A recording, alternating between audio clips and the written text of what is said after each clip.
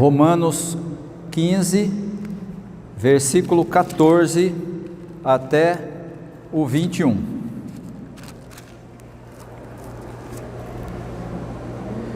Meus irmãos, estou certo de que vocês estão cheios de bondade, sabem tudo o que é preciso saber e são capazes de dar conselhos uns aos outros. Porém, nessa carta me atrevi a escrever com toda a franqueza para fazer com que vocês lembrem de coisas que já sabem. Eu escrevi assim por causa do privilégio que Deus me deu de ser servo de Cristo Jesus.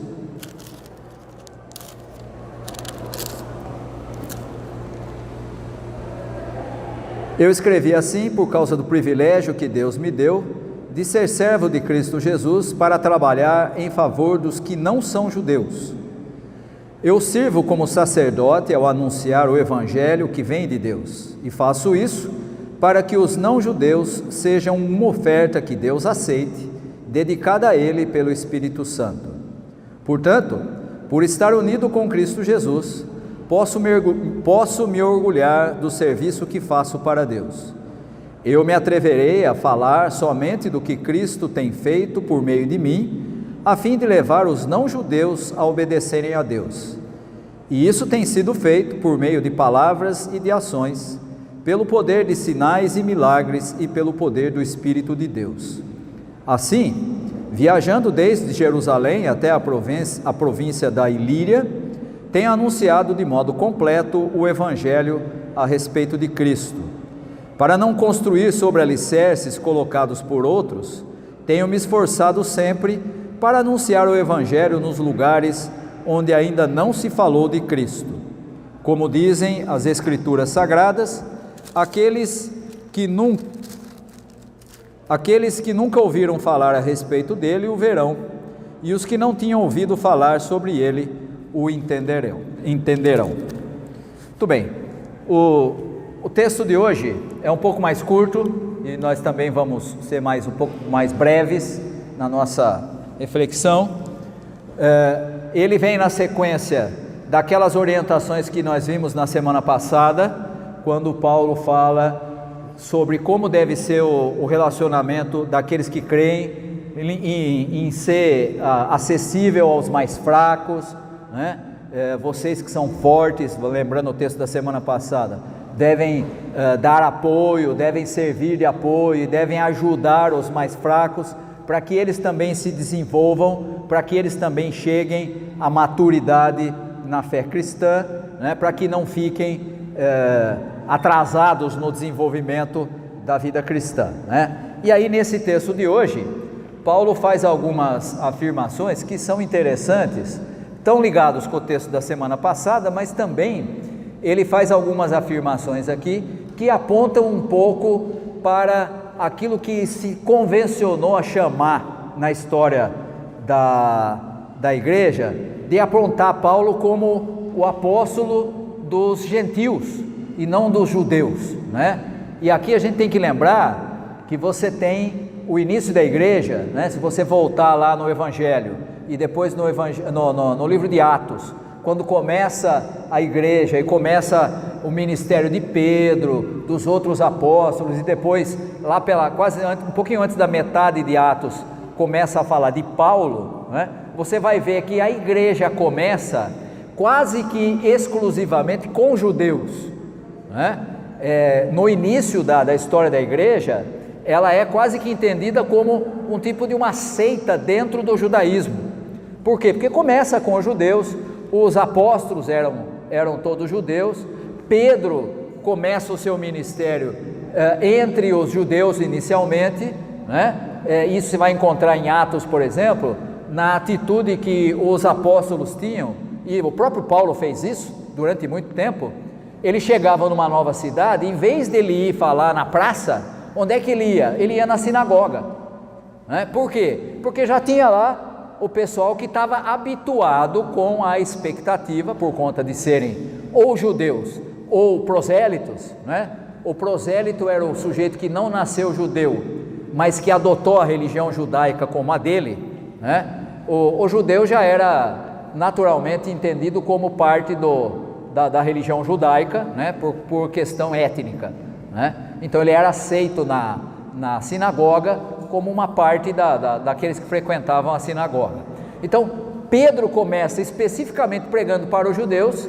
Paulo aproveita o espaço dos judeus, que são as sinagogas, nos lugares onde ele ia, porque ele sabia que ia encontrar não só judeus, mas também ia encontrar os prosélitos, que eram não judeus e que tinham adotado a religião judaica, mas também porque era uma forma de anunciar a Cristo como sendo o Messias, que era a expectativa do judaísmo, né? O judaísmo tinha essa esperança da vinda do Messias, que seria o grande libertador de Israel, e portanto Paulo aproveita esse espaço, que já era um espaço religioso, para anunciar não os conceitos do judaísmo, que ele conhecia muito bem, porque era fariseu, né? Tinha sido fariseu antes de se converter, e portanto ele conhecia muito bem a religião judaica, mas ele aproveitava aquele espaço para proclamar a mensagem do reino de Deus, a mensagem do Evangelho, tá? Nesse texto de hoje, que é Romanos 15, de 14 a 21, Paulo vai fazer menção de que ele decide, ele adota para si a função de levar o Evangelho para os não-judeus, para os gentios, tá? Então, e aí você vai dizer assim, mas isso não é uma forma de querer se diferenciar dos outros? Não, é a forma como Paulo entende o seu próprio ministério, né? Você pode encontrar isso com facilidade no livro de Atos, né? Você vai pegar lá em Atos, você vai encontrar, por exemplo, Paulo chegando em Atenas, né, que é um ambiente grego, com outra cultura, com outra religiosidade, que não tem nada a ver com os judeus, e Paulo chega lá, e ele olha para aquele negócio lá, e vê aquele monte de divindade, ele fala, rapaz, achei uma brecha aqui, para eu falar do Evangelho, e ele começa a falar de Jesus como o Deus desconhecido, né, que tinha lá um altar para o Deus desconhecido, né? E esse altar para o Deus desconhecido era uma forma do grego falar assim, vai que tem algum que a gente não conheça, então eu não quero ficar de mal com esse Deus que eu não conheço, então tem aqui um altar para o Deus que eu não conheço, então se não tiver, eu já de vez em quando eu faço aqui uma coisa para o Deus desconhecido, para ele ficar de bem comigo, né? A mentalidade do politeísta. Politeísta é o sujeito que tem vários deuses, né?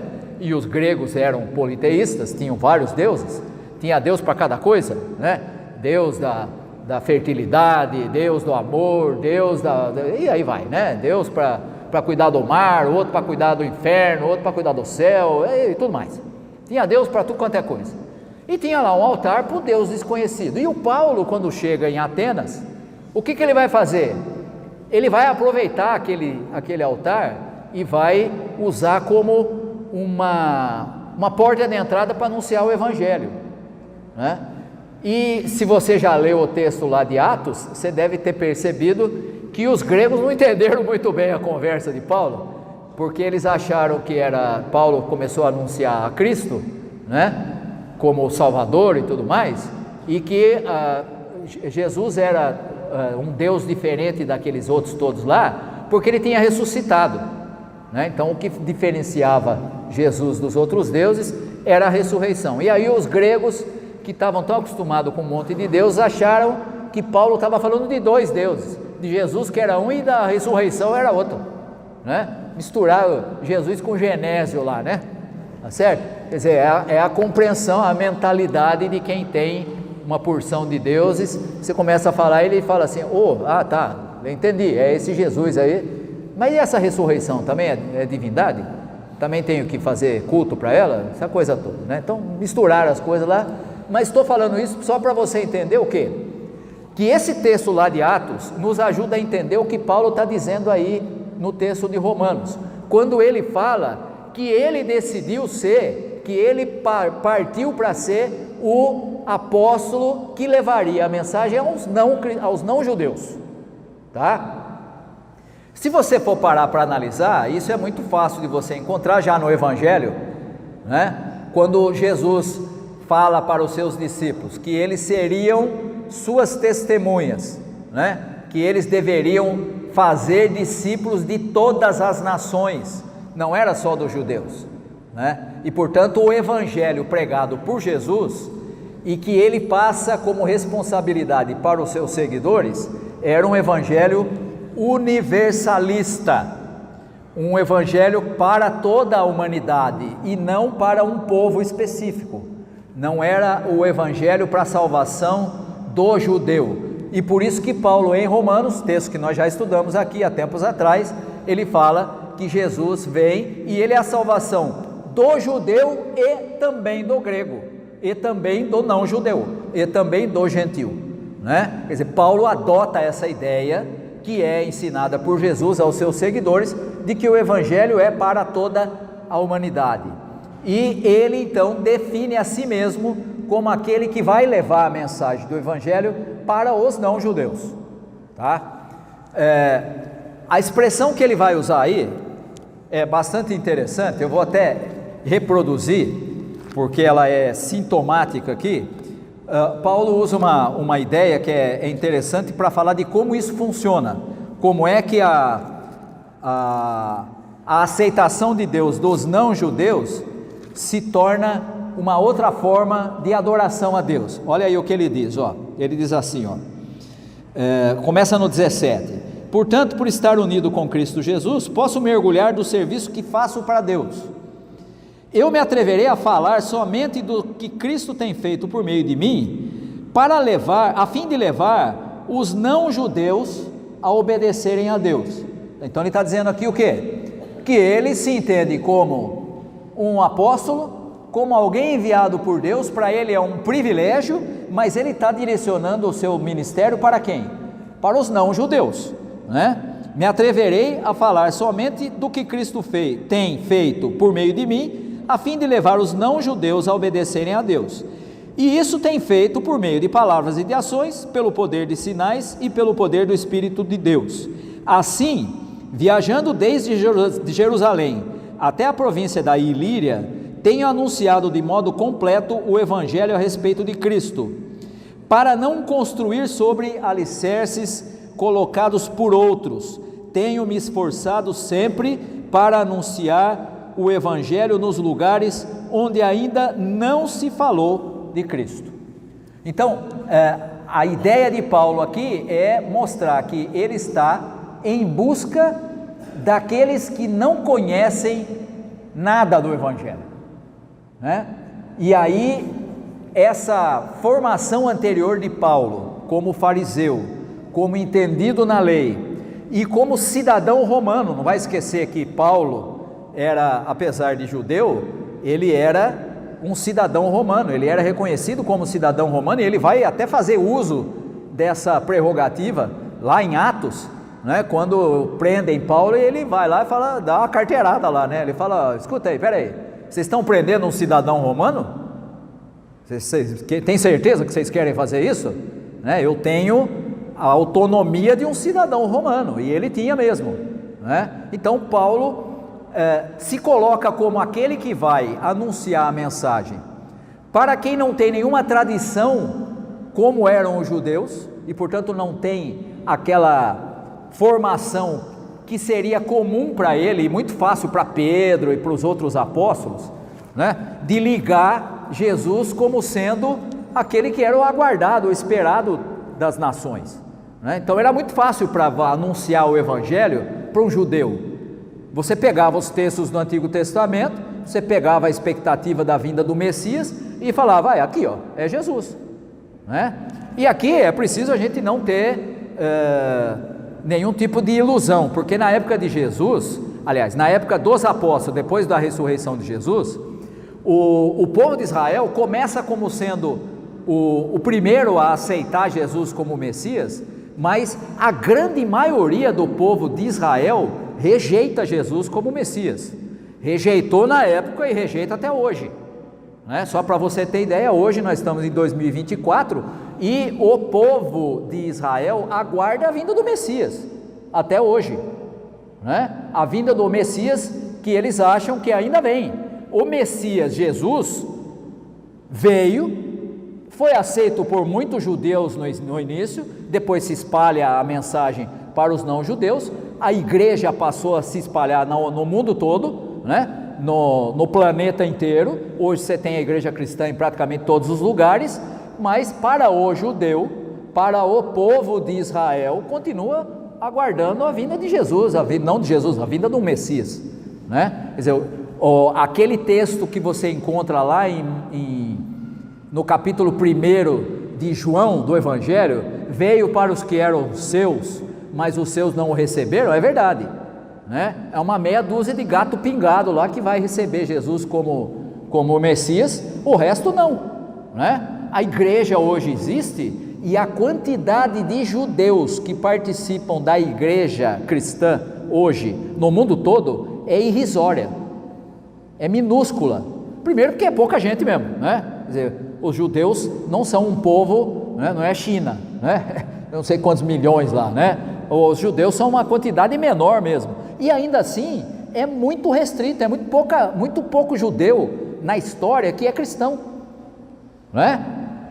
Os judeus não receberam Jesus, recebem no início, obviamente, com os apóstolos e depois com aqueles primeiros convertidos e tal. Depois a igreja se espalha para o mundo todo, e até hoje a quantidade de judeus cristãos é muito pequena, né? A imensa, esmagadora maioria da igreja no mundo todo é de não judeus, né? E aí Paulo vai dizer o quê? Ele vai dizer que ele se coloca como aquele que vai, e ele faz uma afirmação aí que é muito interessante. Ele fala que ele vai nos lugares em que ainda não chegou a mensagem, para que ele não construa sobre o alicerce que outros puseram. Pode parecer que Paulo está sendo meio, digamos assim, um pouco exigente demais. Eu não quero falar baseado em cima do que outros começaram, né? E tem alguns lugares, inclusive você tem carta, por exemplo, de Paulo, que ele escreveu para a igreja que ele nunca foi, que não foi fruto do trabalho dele, né? E que ele manda a carta lá e orienta a igreja, e o trabalho era de outro. Então ele não tinha discriminação com o trabalho de outros. O que ele está dizendo aqui não é que ele confiava mais no trabalho dele do que no dos outros. O que ele está dizendo é que ele toma essa atitude para começar a pregação do Evangelho do zero, né? Começa a construir tudo do começo, né? E aí obviamente que você está percebendo que Paulo entende que o Evangelho que ele está levando é o Evangelho que ele expôs em toda a carta de Romanos. É o Evangelho que você aprendeu lá no texto que ele fala que é o ponto central da carta de Romanos, capítulo 1, 16, 17 e 18, né? É aquele trecho lá que ele fala: pois eu não me envergonho do Evangelho, porque ele é o poder de Deus para a salvação, tanto do judeu quanto do grego, porque o Evangelho é a revelação de Deus, a revelação da graça de Deus que aceita o ser humano por meio da fé, né? Por isso que a salvação se dá por meio da fé. O justo vive pela fé. É lá 1, 16, 17 e 18, lá do capítulo 1. É o assunto principal da carta de Romanos, né? E aqui ele está dizendo o quê? É esse Evangelho, esse cerne do Evangelho que eu levo nas cidades e coloco como sendo o alicerce de toda a pregação, tá? Então é importante você entender isso, porque a opção de Paulo é deixar claro que o Evangelho que ele prega é o Evangelho da graça que se realiza por meio da fé. É a graça de Deus que alcança pessoas por meio da pregação.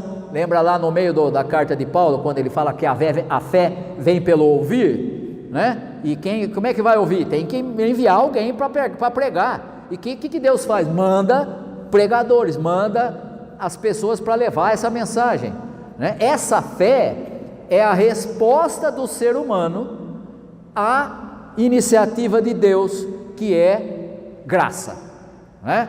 Aquela ideia que nós desenvolvemos lá no começo do estudo da carta de Romanos, quando eu disse aqui que o ser humano é inaceitável diante de Deus, indesculpável, não pode ser aceito porque ele é pecador, e Deus o aceita do jeito que ele é por causa da justiça que há em Cristo.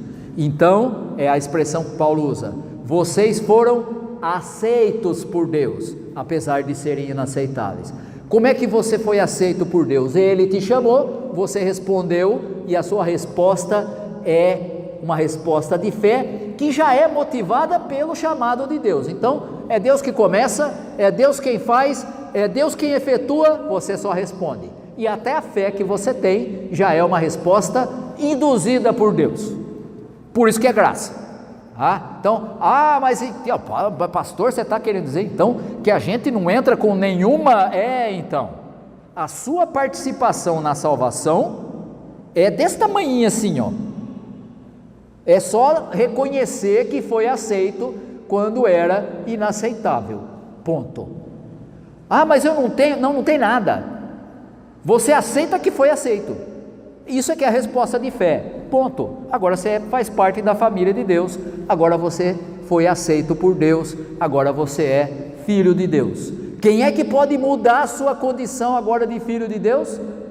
Paulo fala em Romanos: nem principado, nem potestade, nem força, nem coisa do céu, nem da terra, nem debaixo da terra, nada, nenhum tempo, nenhum poder pode nos separar do amor de Deus que está em Cristo Jesus. Essa é a condição do ser humano que foi aceito por Deus, tá? Quer dizer então que então nós somos importantes. Calma, cocada, menos. Não vai começar a achar que você é muito grande coisa, porque não é você que é grande coisa, você foi aceito sendo inaceitável.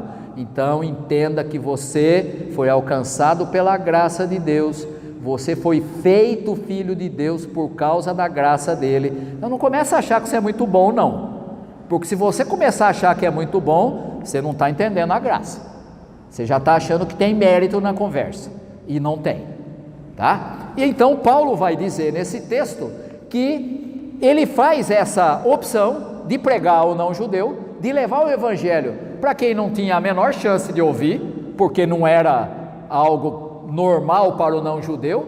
A própria vinda do Messias vem dos judeus, né? A expectativa era a expectativa judaica, e ele então vai levar para quem não é judeu, e o evangelho vai alcançar todas as nações. E ele vai dizer que essa atitude dele tem um objetivo, está aí, deixa eu reproduzir para você aqui, ó.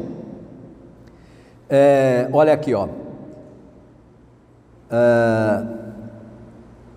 Meus irmãos, lá no 14, estou certo de que vocês estão cheios de bondade, sabem tudo o que é preciso saber e são capazes de dar conselhos uns aos outros. Porém, nesta carta, me atrevi a escrever com toda franqueza para fazer com que vocês lembrem de coisas que já sabem. Eu escrevi assim por causa do privilégio que Deus me deu de ser servo de Cristo Jesus, para trabalhar em favor dos não-judeus. Olha aqui a expressão agora, ó. Eu sirvo como sacerdote ao anunciar o evangelho que vem de Deus, e faço isso para que os não-judeus sejam uma oferta que Deus aceite, dedicada a Ele pelo Espírito Santo. O que Paulo acabou de dizer? Ele está dizendo assim: o meu ministério é com os não-judeus, e eu sirvo como um sacerdote para oferecer a esses que vão receber a mensagem do evangelho, como se eles fossem o quê? Uma oferta a Deus, uma oferta que Deus aceite, né? O que Paulo está dizendo é o seguinte: o trabalho dele é levar o evangelho para que aquilo que Deus fez com os judeus, aceitando mesmo sendo inaceitáveis, ele faça agora também com os não-judeus, e ele aceite os não-judeus que também são inaceitáveis, mas eles possam ser recebidos por Deus como se fosse um aroma suave, para usar a expressão comum do sacerdote, né? Que faz uma oferta a Deus para que Deus aceite a oferta. É exatamente isso que Paulo está dizendo.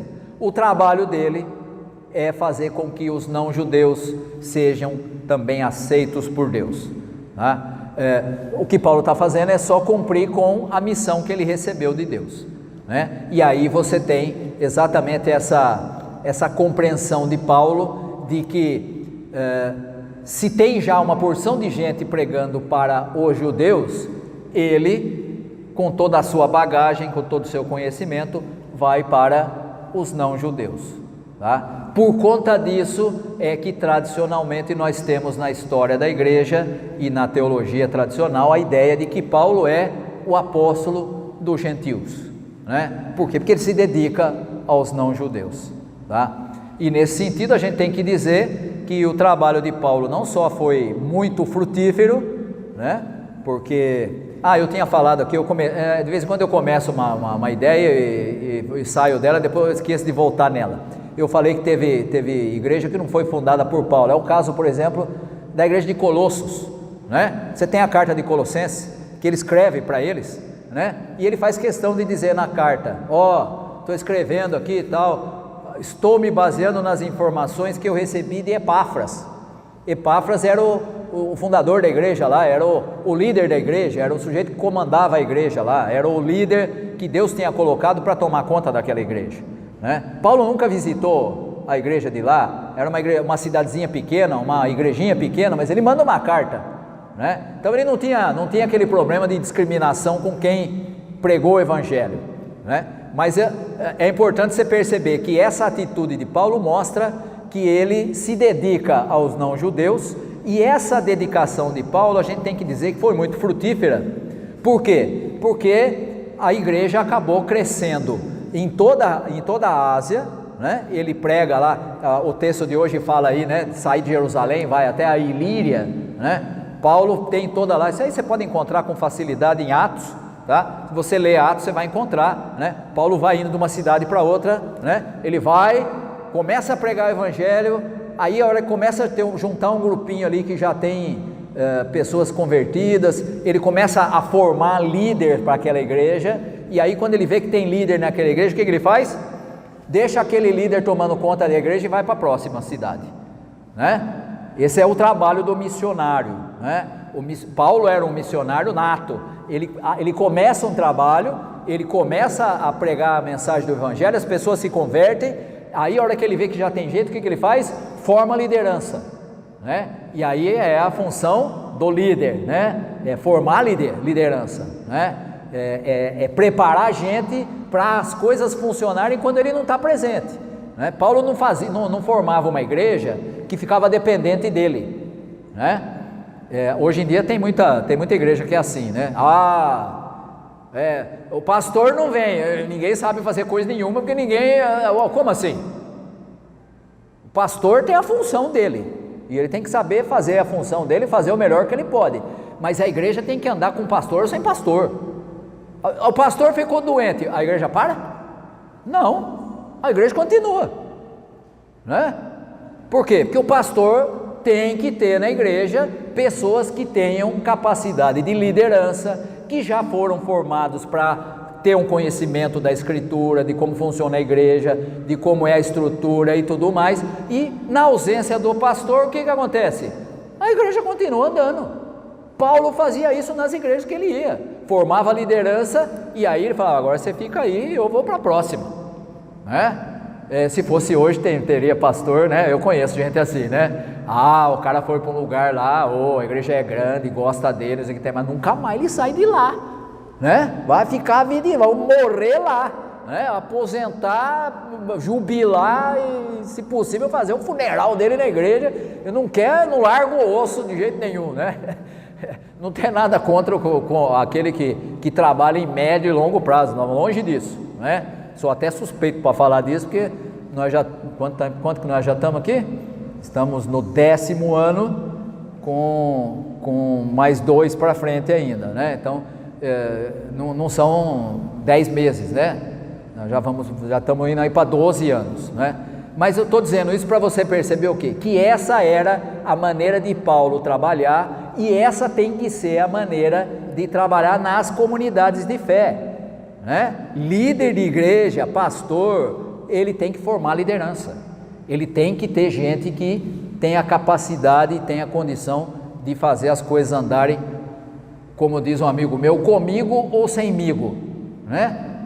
Tá certo? Com o pastor ou sem o pastor, né? Então essa era a forma que Paulo trabalhava, né? E as igrejas precisam ter essa capacidade de ter autonomia, nunca ser dependente de uma pessoa só, de um líder só, ou de 2, 3 pastores, dependendo de quantos pastores tem na igreja, tá?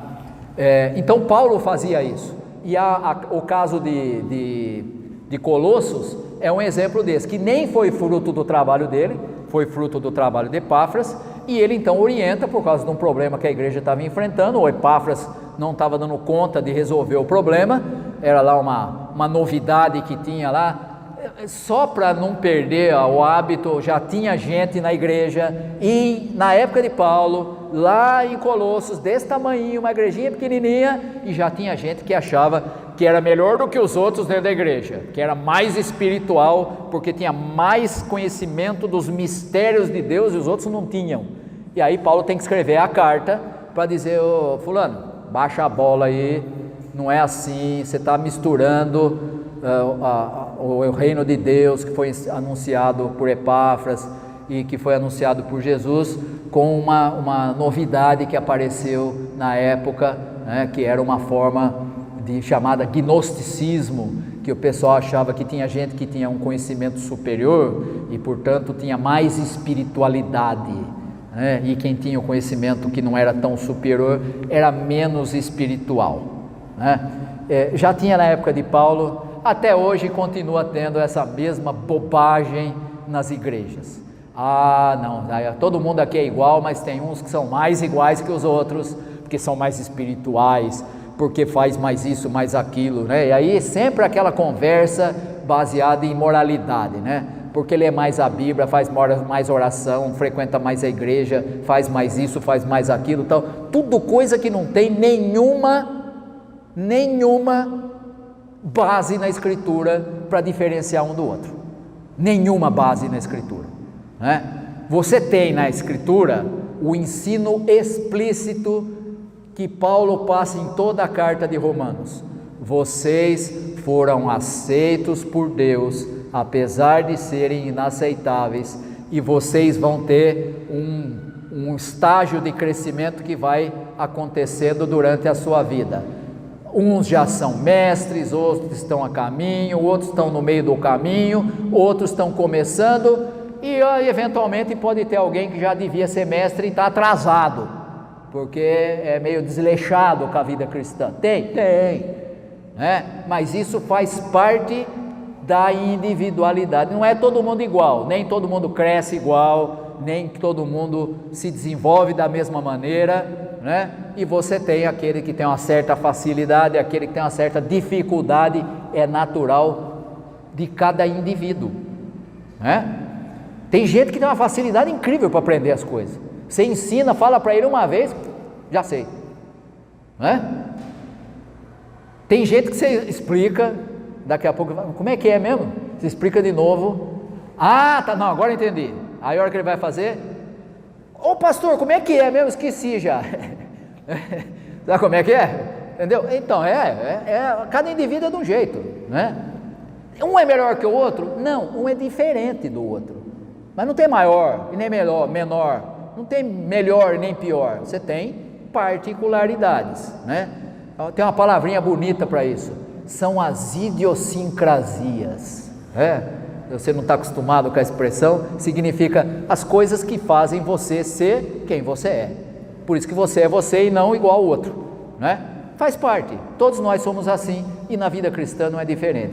O que Paulo diz aí com todas as letras eu me dediquei especificamente para os não-judeus, para que eles sejam também, como o próprio Deus quer, eles sejam aceitos por Deus e façam parte da família de Deus. Ainda bem que Paulo fez isso, porque nós todos aqui somos não-judeus, aceitos por Deus por causa da graça dele em Cristo. E fomos alcançados por essa mensagem e hoje fazemos parte da comunidade de fé. Somos melhores do que quem não crê? Não. Somos melhores entre nós? Tem melhor e pior? Não. O que nós somos? Diferentes uns dos outros. Todos somos iguais e ao mesmo tempo todos somos diferentes, porque somos indivíduos. E temos que ter consciência de que o nosso desenvolvimento precisa ser sempre a partir das nossas condições, tá? Não adianta você querer ir mais depressa do que pode, não adianta você querer ir mais devagar do que pode, porque ou você vai ficar atrasado ou você não vai conseguir acompanhar, tá? É assim que funciona, a vida cristã é assim, né? E a menos que você seja meio preguiçoso, né? Aquele que já devia ser mestre e ainda está precisando de leitinho, como tem outro texto da carta que fala isso, né? Pedro também fala isso, Paulo também, né? A não ser que seja essa a realidade, o desenvolvimento é de acordo com a característica de cada um, tá? Agora, obviamente, não se acomode, tá? Siri que dorme, a onda leva, como diz o escritor da Folha de São Paulo, né? Ficou, deixa para lá, não estou com pressa, vai atrasar. E na vida cristã, você precisa se tornar gente grande, porque não tem coisa mais difícil de lidar do que lidar com gente que já devia ser gente grande e continua precisando de leitinho, né? Continua precisando das coisas básicas, né? É preciso que a gente tenha o desenvolvimento para que a gente chegue naquilo que Paulo fala que ele mesmo procurava, a estatura da maturidade de Cristo. Aí sim, aí você vai ser um seguidor de Jesus, com altos e baixos? Sim. Vai acertar e vai errar? Sim. Mas vai mais acertar do que errar, né? E vai viver uma vida que seja agradável a Deus, tá bom? Muito bem, ficamos por aqui hoje. Semana que vem nós vamos fechar a carta de Paulo aos Romanos, é a última parte, são os agradecimentos, aquelas coisas todas e as palavras finais de Paulo para a igreja de Roma, tá? E aí a gente encerra na próxima semana o estudo de Romanos, tá bom? Por hoje ficamos por aqui.